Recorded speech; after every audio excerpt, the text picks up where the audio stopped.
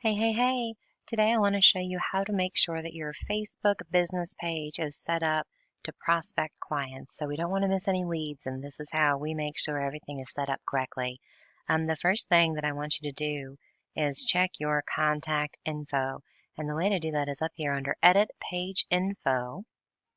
You're going to come right here to this home page and just make sure all of your general info is accurate.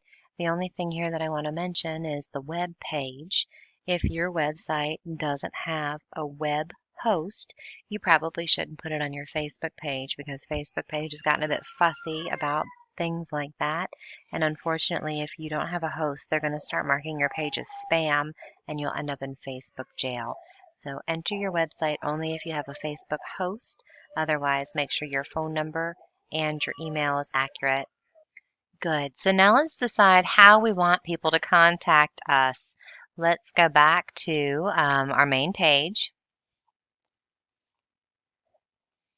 And right here, front and center, is your contact preference button.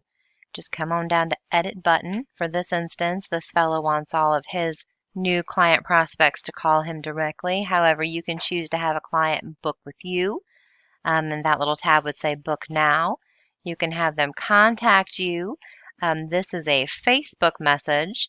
This is a direct call. This pops a registration form and collects information for you to call them back, and this transfers the message to your email. The Contact Us preference gives them the option of your contact details, and they would choose how to contact you directly. So that as a workaround where you don't communicate via Facebook at all, and you depend on the clients to reach out to you a second time. I don't advise that because most sales are in real time. Great, now we've decided how people should contact us. Where people should contact us. Let's decide how Facebook is going to tell us about these communications. So let's just go to notifications. Oops, edit page info, notifications. And this is how you decide what your subscriptions will be for communication. You can receive text messages, you can receive an email, you can receive a Facebook message, and you can even decide what quantifies this notification. All right, I hope you're still paying attention because this is where it gets real. The next thing you want to check is that you are turned on for reviews. So again, settings, reviews. Reviews are turned off. Reviews are turned on. Easy peasy. All right, let's boogie back over to your edit page info one more time and scroll down to your address. This is how you decide if people can check in at your business. If has a street address is clicked and your address is in the settings, then the people can check in at your address. If you unclick this, folks cannot check in. I do advise that you go ahead and activate that. That's because it's probably the most precious exposure a business owner can receive on Facebook. These Facebook check-ins pull all your information and they put it right into a little ad courtesy of the person checking in. So you have your location, if this business had any ratings, the ratings would be available, all of your page details. It puts it right into a post. It's an endorsement from the customer. They're going to be personally referring you from one friend to another, and by checking in, a Facebook user is essentially endorsing the business. 81% of U.S. online consumers' purchasing decisions are influenced by their friends' social media posts, and that's heavy. This is huge. This is a great, valuable piece. All right, guys, one last thing, and I did switch businesses because I do have the rights on this one to activate the Instagram, so bear with me for 1 second. This is the very last thing I want to show you. This is kind of like a 2-for-1 special.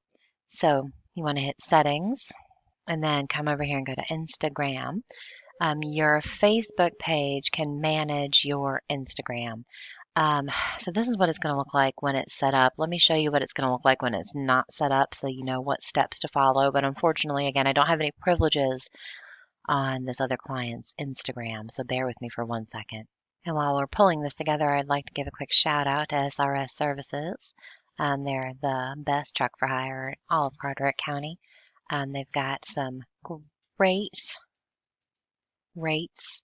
They move around nationwide, and there's not much they can't haul. So if you need something hauled, give them a call.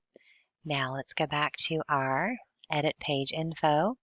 Scroll on down to Instagram. Everything that you post to your Facebook can instantly be shared to Instagram. Instagram is, like I said, a 2-for-1 special in this instance because it's passing all of the information along, and this is where you're going to find your younger clientele. These are folks that aren't on Facebook anymore. These are your younger shoppers. So definitely connect to Instagram, log in, and get your Instagram business set up so you can start cross-posting because it's invaluable. I believe once you finish registering your Instagram, it also offers you the opportunity to log in to Twitter and cross-post to Twitter, but I'm not positive that that's still an automatic feature anymore because I can't see past this point.